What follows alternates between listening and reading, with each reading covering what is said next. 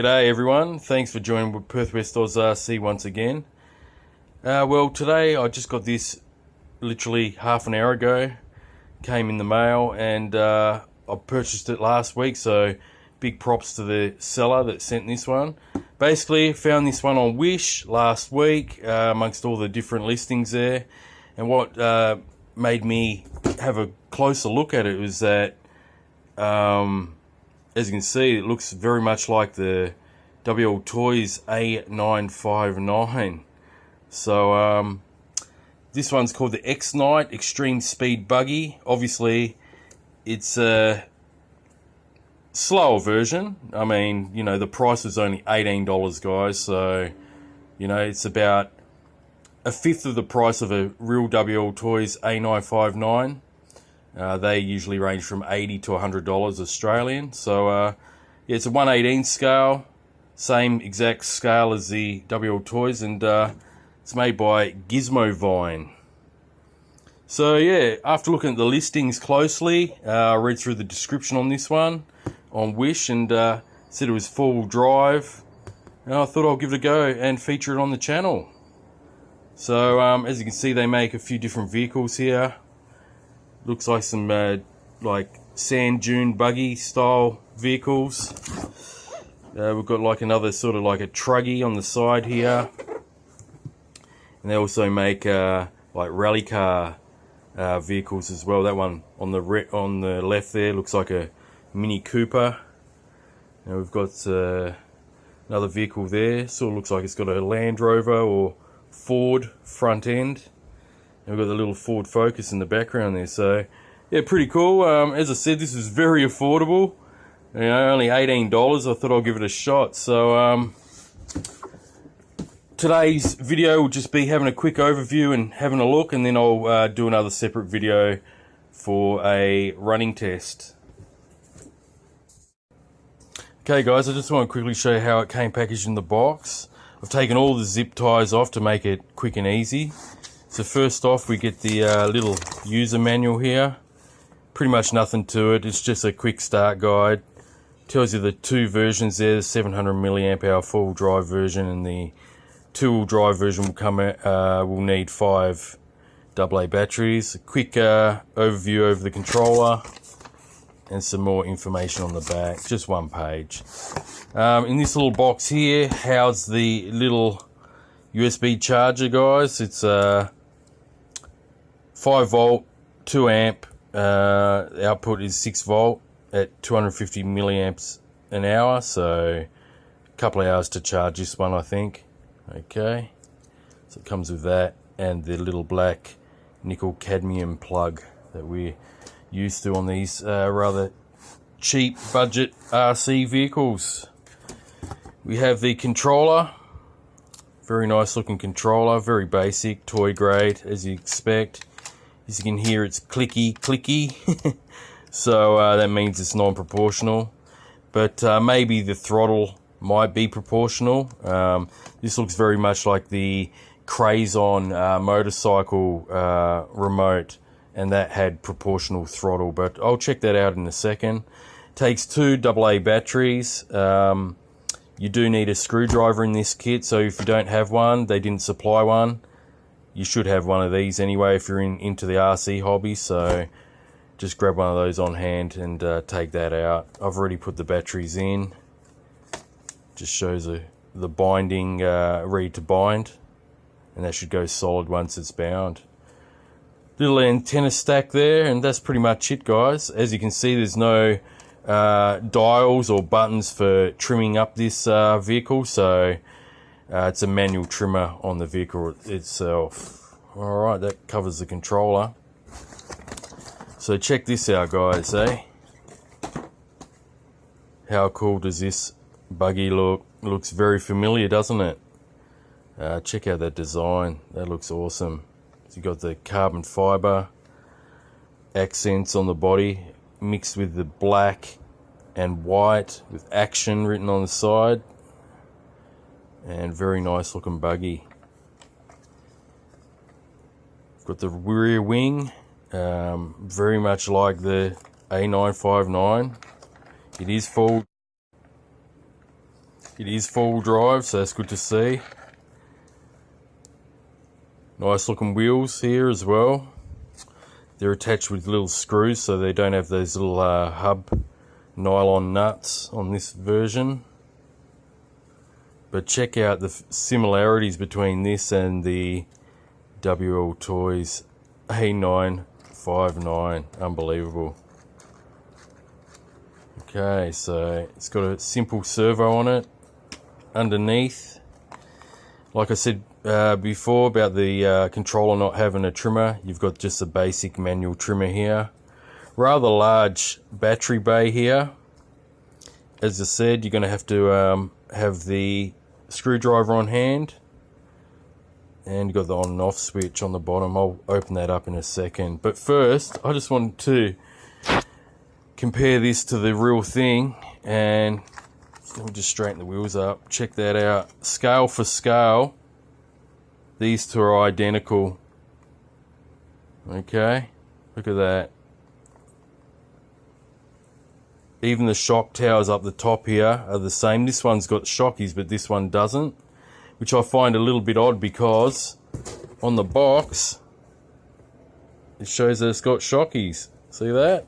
Front and rear, but in reality there's a little bit of trickery there on the box, I think. In reality they don't come with shockies, but I mean, look how similar the chassis are. Pretty much nearly identical. The control arms on the front, top and bottom on this one are totally different to the real WLToys. That's to be expected, I guess. I mean, they're building this one on a budget, but yeah, pretty much the same scale vehicle. Look at that. Body shells are the same, and even though I got 110 scale tires on the truck, on the buggy, on the WLToys one, but this is the original wheel off the WLToys, and it's exactly the same size and very similar tread pattern, just to give you an indication of how close these are. Look at that. So alright, but this one actually looks pretty cool. I like the body shell on this one, and the wheels would probably fit the original WLToys as well. So this is, you know, for the price it is, this could be a little good vehicle just to buy to change body shells on the more expensive WLToys version, because you've got the same wing, same body canopy, nose cone, and the wheels would fit. Okay, let's take a closer look at the way it's assembled here. Looks like plastic drive cups with a plastic drive shaft on the front there. You can see the servo in that little gap there. That's where the servo's mounted. You can actually see the gears. Can you see that? So you can see the servo in there. Hopefully no grit will get in there when driving. But as I said, yeah, it's full drive. On the rear, we have a metal drive shafts going from the wheels to the diff, and the diff looks like it's got like a nylon bush going into the back of it on the diff end. So yeah, half metal, half plastic on the front. So as you can see, there are plastic cups on both the wheels and on the diff on the front. Alright, well, I'll take the battery out. I'll just unscrew that and we'll have a look at the battery. Alright guys, well, I took the screw out. You don't really need it because this really snaps on quite tight. It's got the two tabs there where you have to actually get a screwdriver on both of them, pull them out, because it was quite hard. It kept snapping back in, so at least that, you know, the battery won't fall out on this one. So rather large bay there, which I like to see, because could always upgrade this to lipos later on. And this is a nickel metal hydride 700 milliamp hour 6 volt. So it looks like to be a 5-cell nickel metal hydride, and I believe it's set on the description of this vehicle, around 15 minutes running time. So there it is there with the little black plug that we're all used to with these nickel metal hydride batteries. So I'll plug it in and we'll see how it goes with the throttle and the turning. Alright guys, I just hit the on switch on both the controller and the car, so let's have a look. We've got the steering here, which is non-proportional, but it's very quiet and it seems pretty smooth in its turning there. It doesn't really jolt too much, but it is an on and off non-proportional steering, and it's nice and quiet, so that works rather well. Very responsive with the dial there, the steering wheel on the remote, as you can see, no delay. And let's check the throttle now and see if it's proportional. Yes, it is.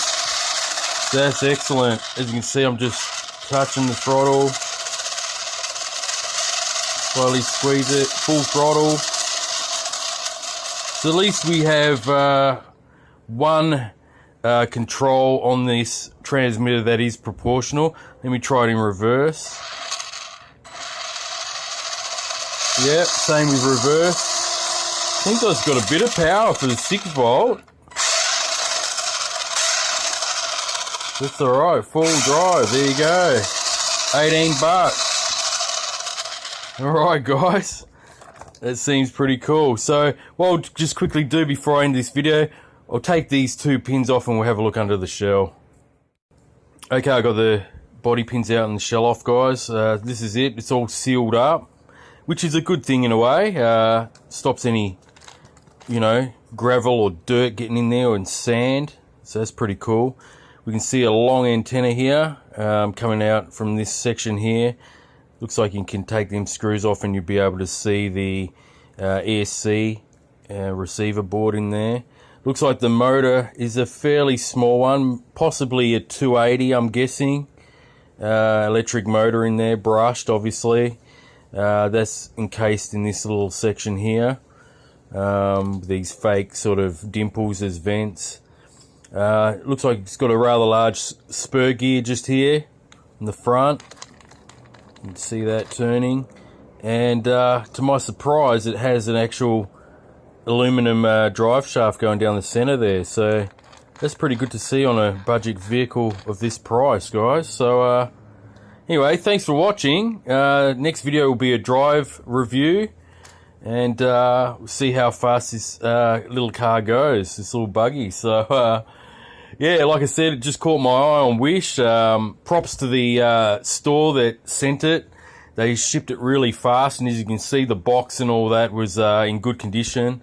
Didn't get damaged in transit at all, so it came within 6 days, which I was pretty surprised. It's actually the quickest delivery of a parcel that I have from Wish so far, around a week, or 6 days. So yeah, stay tuned, guys. I'll put this knockoff WLToys Buggy to the test. It's not a WLToys Buggy, it's called the X-Night 1/18 scale RC Buggy. So thanks for watching, and I'll catch you on the next one. Thanks for watching. Bye.